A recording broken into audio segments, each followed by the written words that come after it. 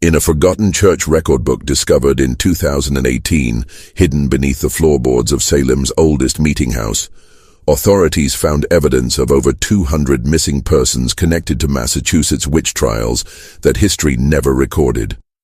The names, meticulously documented in the private ledger of Salem's most powerful family, revealed execution dates, property valuations, and chilling notations like "acquisition complete" beside each victim. While history recalls 19 official Salem executions, this document suggests the true number approached 237, with most victims erased from public record through strategic record-keeping. Even more disturbing, each disappeared person's property was systematically transferred to the same three men: Judge Ezekiel Blackwell, Reverend Nathaniel Blackwell, and Sheriff Josiah Blackwell. Three brothers whose descendants still own over 40% of Salem's historic district today. The most haunting detail. The final entry, dated October 17, 2020, contains only 5 words beside a young woman's name. Mercy Blackwell. Family matter resolved. Before we continue with the story of the Blackwell dynasty and their reign of terror, I must point out that this channel isn't for everyone. Only those brave enough to face history's darkest truths should continue watching. If you're one of the select few who seeks out these hidden horrors, subscribe now and tell me in the comments which state you're listening from. These are the stories most channels fear to tell, and we're just getting started. Let us travel back to colonial Massachusetts, where the seeds of this forgotten nightmare were first planted. The year 1692 marks not just a dark chapter in American history, but the beginning of a conspiracy far more sinister than most historians dare acknowledge. Salem, in 1692, was a community gripped by fear. Nestled among the dense forests of Massachusetts Bay Colony, the settlement of roughly 500 souls clung to rigid Puritan beliefs as protection against both the wilderness surrounding them and the perceived evils lurking within their midst. The village consisted of a central meeting house, several dozen wooden homes clustered nearby, and outlying farms scattered throughout the surrounding countryside. The Puritan faith dominated every aspect of daily life, with strict observance expected from all community members. The Blackwell family held a position of unparalleled influence. Their stately 2-story home stood directly across from the meeting house, its glass windows, a rare luxury, gleaming in the afternoon sun. Judge Ezekiel Blackwell, the eldest brother at 46, commanded the local court with unwavering authority. His deep-set eyes missed nothing, and his decisions were considered as final as scripture itself. Despite his comfortable living, he wore simple black attire, maintaining the appearance of Puritan humility while secretly amassing influence. Reverend Nathaniel Blackwell, 2 years younger than Ezekiel, delivered fire and brimstone sermons each Sunday that left the congregation trembling. His voice could shift from a whisper to a thunderous roar that seemed to shake the very rafters of the meeting house. With his gaunt frame and intense gaze, many believed he could see directly into a person's soul to detect the slightest impurity. Sheriff Josiah Blackwell, the youngest brother at 41, enforced the laws his brothers established and interpreted. A powerfully built man with a perpetual frown, he carried a distinctive carved walking stick that many claimed had broken more bones than any other weapon in Essex County. Together, these 3 men controlled every aspect of Salem's governance, spiritual guidance, and law enforcement. But Salem was changing. New merchants were establishing businesses, creating competition for the Blackwells' trading interests. Families like the Putnams and Proctors were gaining influence, threatening the brothers' iron grip on the community. Something needed to be done to maintain their position, and the first whispers of witchcraft provided the perfect opportunity. The winter of 1691-1692 had been unusually harsh. Food stores ran low, illness spread through cramped households, and tensions rose as families struggled to survive until spring. In the Reverend Blackwell's home, his 16-year-old niece, Mercy, observed the growing anxiety with quiet concern. The daughter of Ezekiel, she had been raised in her uncle's home after her mother's death in childbirth, receiving an education unusual for a young woman of the time. Mercy could read and write not only English but also some Latin, skills she employed keeping records for her uncle's church. With her copper-colored hair, always carefully covered by her cap as Puritan modesty demanded, and thoughtful grey eyes, Mercy moved through Salem like a quiet shadow, observing much but speaking little. She dutifully recorded baptisms, marriages, and deaths in the church ledger, never questioning why her uncle sometimes instructed her to make entries in a separate, smaller book that he kept locked in his personal desk. At night, she would often hear her father and uncles talking in hushed tones in her uncle's study, their voices occasionally rising in what sounded like excited planning before falling silent when anyone approached. On a bitter February evening, as Mercy carried firewood to her uncle's study, she paused outside the door, hearing her father's voice raised in unusual animation. "The Porter widow's land adjoins the river access we need. With her husband gone, she'll never maintain it properly," Ezekiel was saying. "She refused to sell to me twice now," replied Josiah, his deep voice tinged with frustration.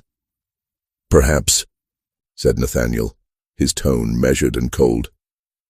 "The widow Porter might soon face troubles of a different nature. I've heard disturbing reports of strange behavior. Times like these require vigilance against the devil's influence."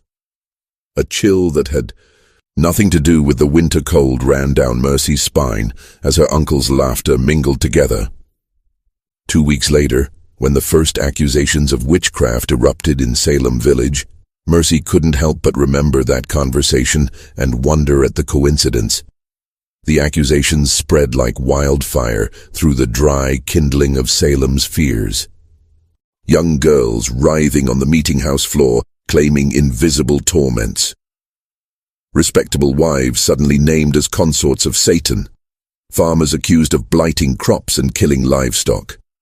And at the center of it all stood the Blackwell brothers, Ezekiel solemnly presiding over hasty trials, Nathaniel providing theological justification for the proceedings, and Josiah dragging the accused from their homes in the dead of night. What began with 3 accused witches in February swelled to dozens by May. The jail overflowed with frightened prisoners awaiting trial. The community fractured as neighbor accused neighbor, old grudges suddenly recast as evidence of malefic influence.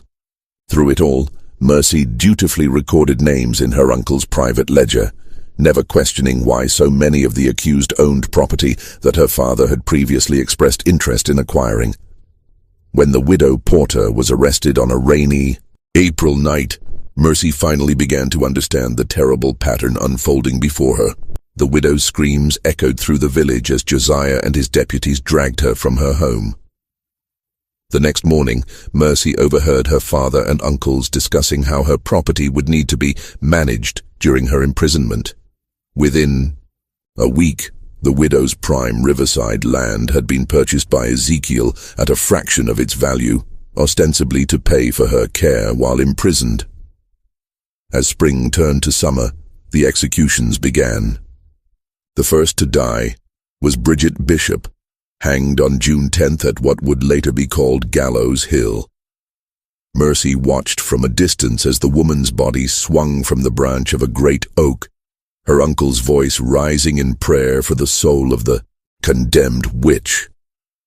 That night, unable to sleep, Mercy slipped into her uncle's study and with trembling hands opened the locked drawer using a key she had secretly copied weeks earlier.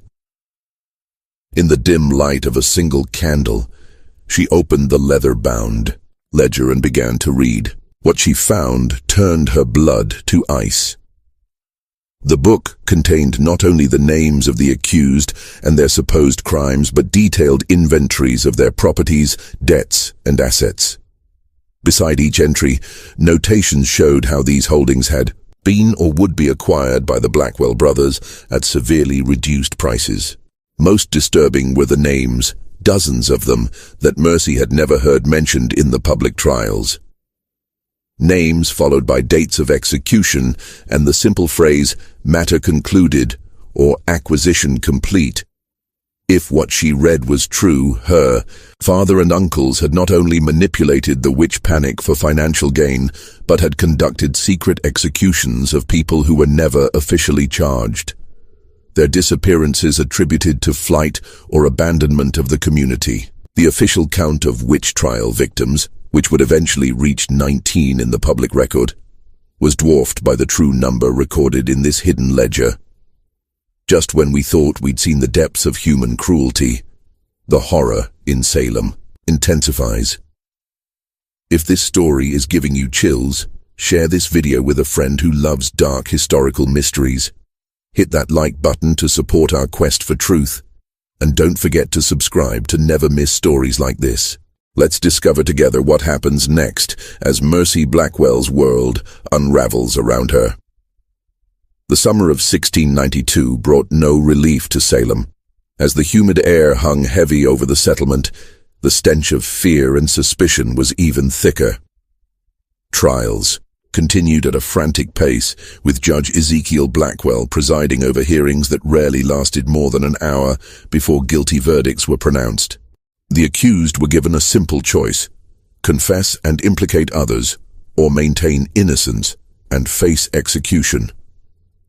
Mercy watched with growing horror as more and more names filled the pages of her uncle's secret ledger.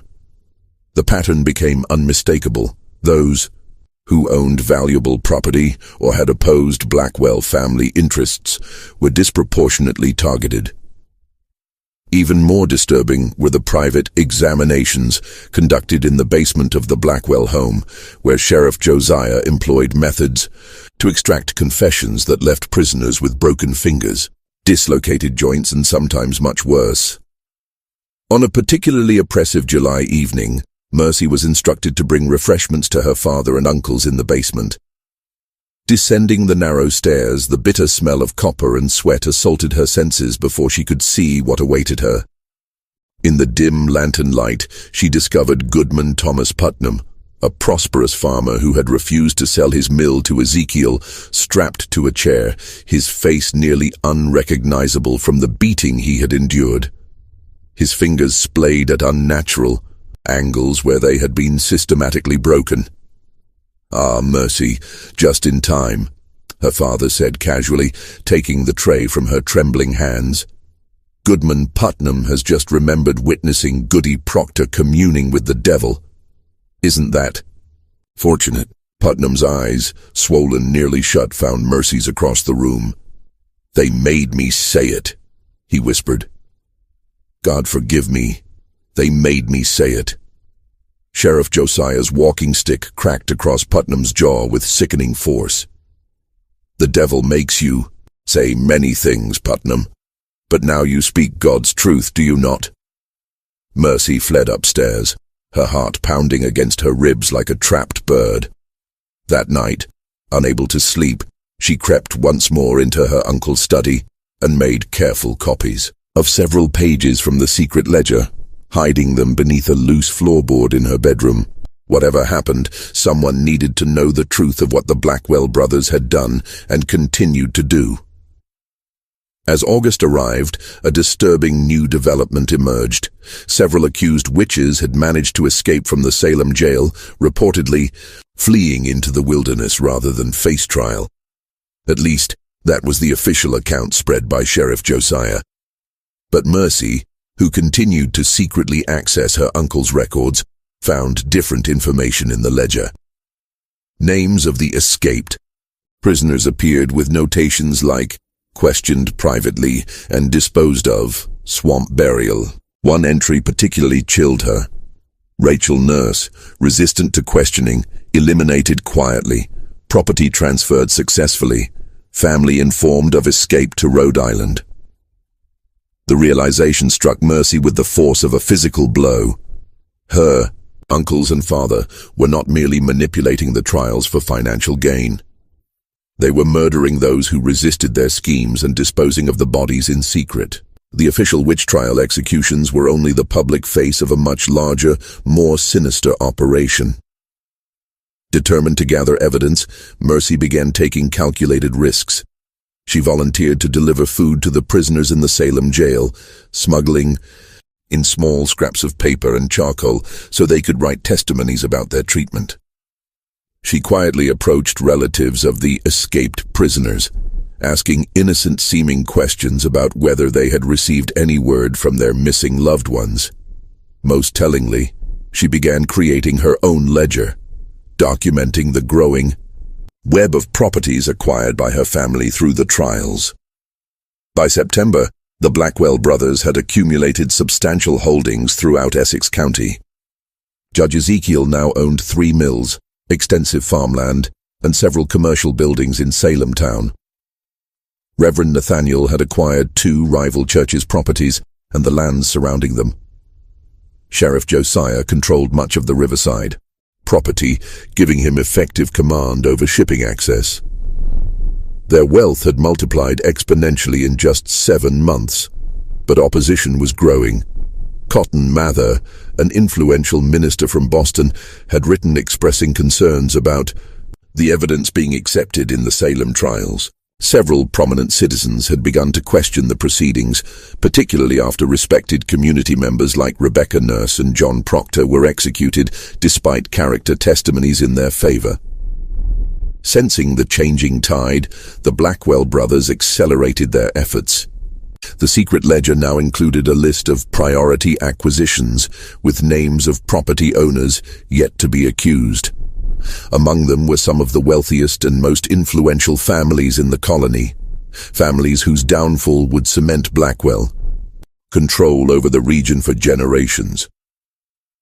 On a rain-soaked evening in late September, as Mercy was adding to her collection of evidence, a floorboard creaked behind her. Turning with a start, she found her cousin William, Sheriff Josiah's son, standing in the doorway of her bedroom, his eyes fixed on the document spread across her bed. "I knew someone was accessing Father's study," he said quietly. "I never imagined it would be you, Mercy." For a moment, neither spoke. Then William stepped forward, closing the door behind him. "They'll kill you if they discover this," he whispered. Gesturing to her notes, Mercy straightened her back, preparing for the worst. "Will you tell them?" William hesitated, then shook his head slowly. "No, because what they're doing is wrong. I've known it for months, but I was too afraid to speak." He sat heavily on the edge of her bed. "Last week I followed my father and 2 of his deputies into the woods north of town. They were dragging something wrapped in canvas. I watched them." His voice broke. "I watched them bury Goodwife Foster in an unmarked grave. She didn't escape to Rhode Island, as they claimed." Mercy felt a surge of hope at finding an unexpected ally, but it was quickly tempered by fear. "We need proof that others will believe. My word against my father's, or yours against your father's, won't be enough." "There's a meeting tomorrow night," William said after a long pause. "All 3 of them in Uncle Ezekiel's study. They're planning something big, something they're calling the final acquisition phase. If we could somehow hear what they're planning." The following night, Mercy and William concealed themselves in the small storage space adjacent to Judge Ezekiel's study, a forgotten closet accessible through a narrow panel they had carefully loosened earlier that day. Through the thin wall, they could hear the Blackwell brothers clearly as they gathered around the judge's desk. "The timing must be perfect," Ezekiel was saying, his quill scratching across parchment as he spoke. "When Governor Phipps returns from Boston next month, these trials may be restricted. We must secure the remaining properties before then." "The list is ambitious," Nathaniel observed. 17 families in 3 weeks. Even with our efficient methods, that presents challenges. "We'll accelerate the private examinations," Josiah replied, his voice cold and businesslike. "Those who won't confess and implicate others need not reach the public gallows. The swamp has room enough." "What of the Corwin estate?" Ezekiel asked. "That's the prize that will establish our shipping monopoly." "I've already planted evidence at Corwin's home," Josiah said with grim satisfaction. "A puppet with pins, hidden beneath the floorboards of his kitchen. We'll discover it tomorrow, during a search. By week's end, his properties will be ours." As the brothers continued detailing their plans, Mercy and William exchanged horrified glances in the darkness of their hiding place. The scale of the conspiracy was even greater than they had imagined. Not isolated acquisitions, but a systematic plan to seize control of the entire region's commerce and governance. When the meeting concluded, the cousins slipped away to the safety of the stable, where the stamping of horses would mask their whispers.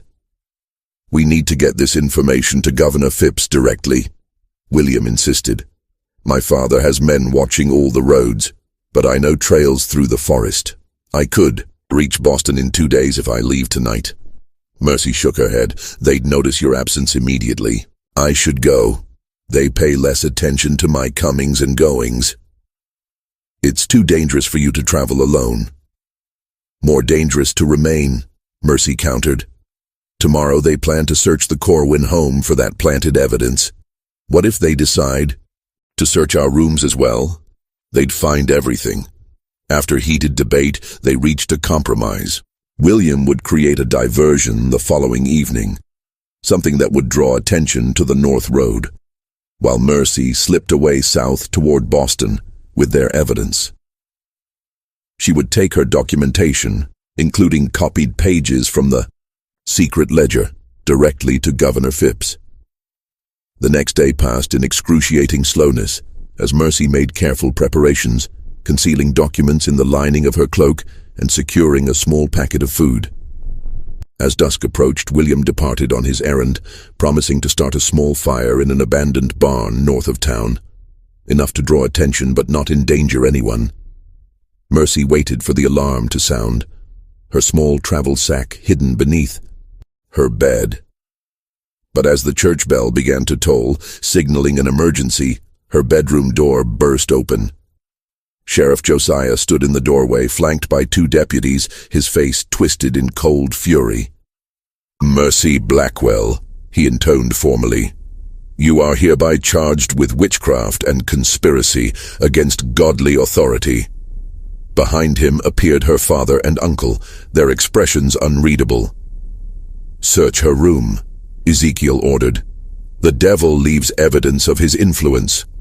With practiced efficiency, the deputies tore apart her small chamber, quickly discovering her hidden documents and the travel sack. Josiah examined the papers, his face darkening with each page he reviewed. "It seems my niece has been quite busy," he said, handing the documents to his brothers. "Recording her meetings with the Dark One, planning to spread lies about godly men."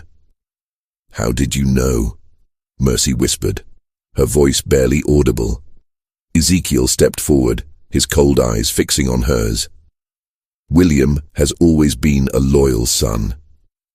"Did you truly believe he would betray his family for a foolish girl's fantasies?"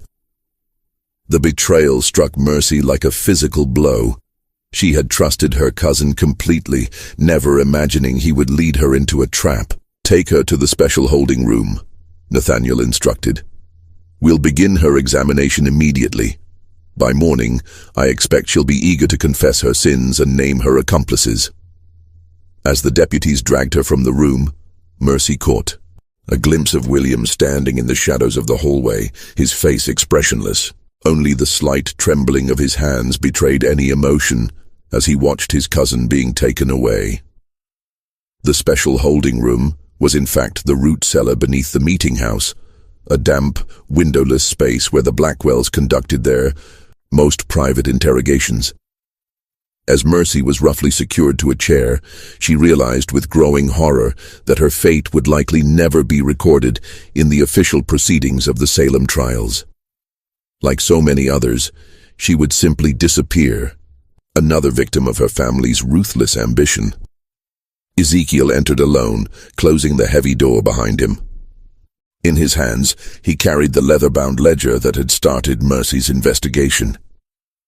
"I had such hopes for you," he said quietly, placing the book on a small table.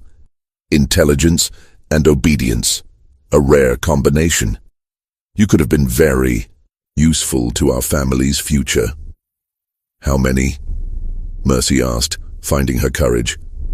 "How many innocent people have you murdered for their property?" Ezekiel shrugged, as if the question held little importance. "People die in times of crisis, some publicly as examples, others more discreetly, when public executions might raise uncomfortable questions." He opened the ledger to its final pages.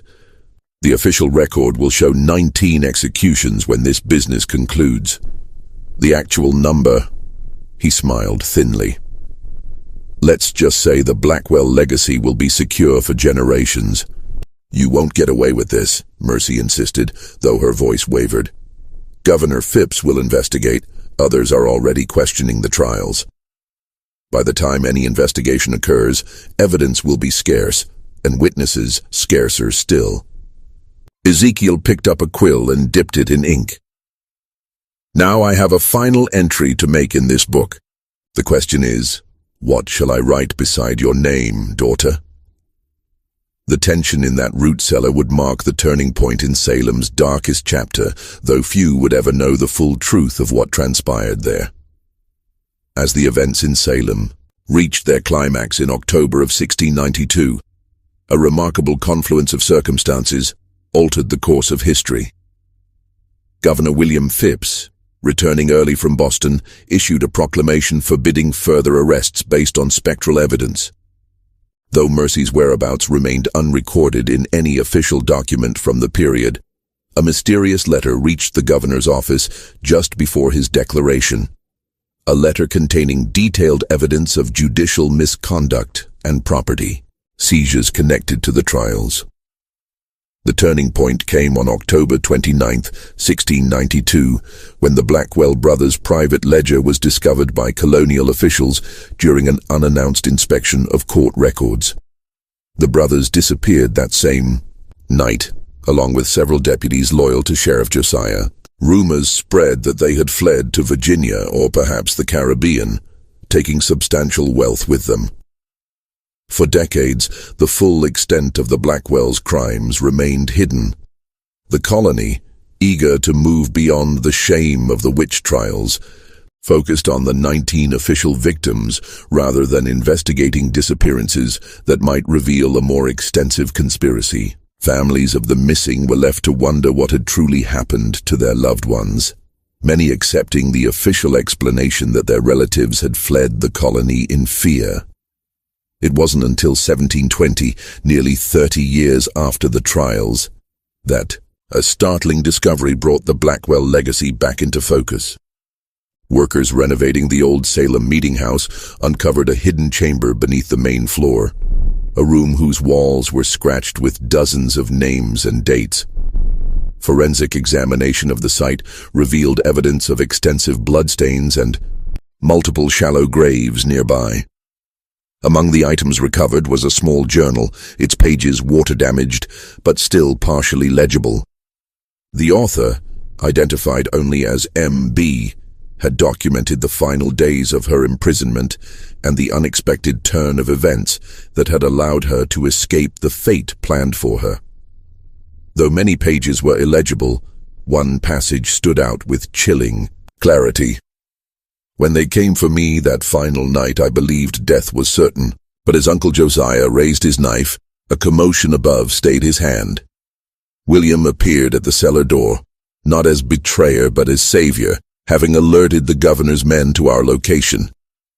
In the chaos that followed, I witnessed what I can only describe as divine justice. My father and uncles, architects of so much suffering, fleeing like common criminals into the darkness. I know they will not stop. Wherever they have gone, their ambition and cruelty will continue.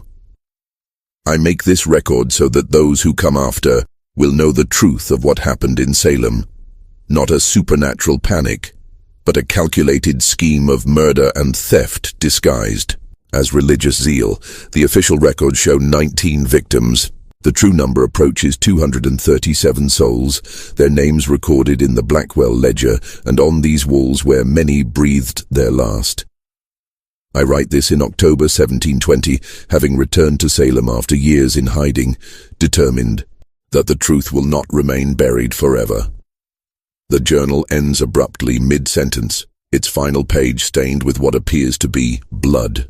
No record exists of what became of Mercy Blackwell after this entry, though local legend suggests she may have been the final victim of her family's legacy, perhaps tracked down and silenced by relatives determined to protect the Blackwell name. The passage of time often buries the darkest secrets, but sometimes the truth finds ways to surface, no matter how deeply it was buried. In the centuries since, the Blackwell descendants scattered throughout New England, many changing their name to escape the growing rumors of their ancestors' crimes. Property records show that much of Salem's most valuable land remained in Blackwell-connected families until the mid-19th century, the blood-soaked origins of their wealth obscured by time and deliberate omission from historical accounts.